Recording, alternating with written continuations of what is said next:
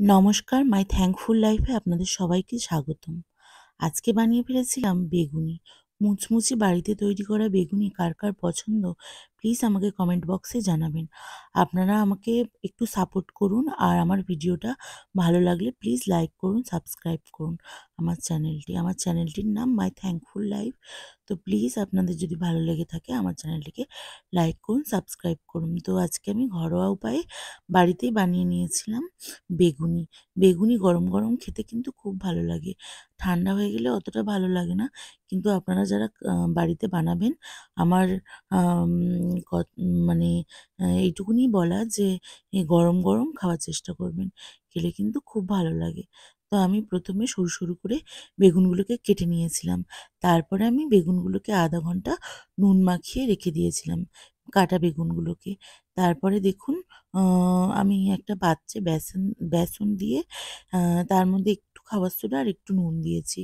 দিয়ে আর আপনারা যারা ঝাল, ঝাল পছন্দ করেন তারা অবশ্যই একটু ঝালের গুঁড়ো দিতে পারেন। কিন্তু আমাদের বাড়িতে ঝাল পছন্দ করে না। তাই জন্য আমি ঝাল দিইনি। শুধু হালকা একটু নুন আর একটু খাবার সোডা দিয়ে আমি আ বেসনের ব্যাটারটা তৈরি করে নিয়েছিলাম।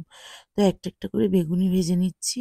নিরামিষ দিনে কিন্তু এই বেগুনি দিয়ে মুগের ডাল, আলু ভাজা বা তার সাথে কোনো তরকারি দিয়ে ভাত কিন্তু খুবই ভালো খেতে লাগে।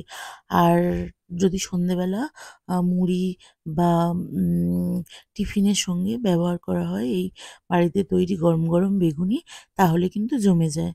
তো দেখুন আমি একটা, একটা করে বেগুনিগুলো ভেজে নিচ্ছি। আর এগুলো খেতে মচমচেও হয়েছিল, টেস্টিও হয়েছিল।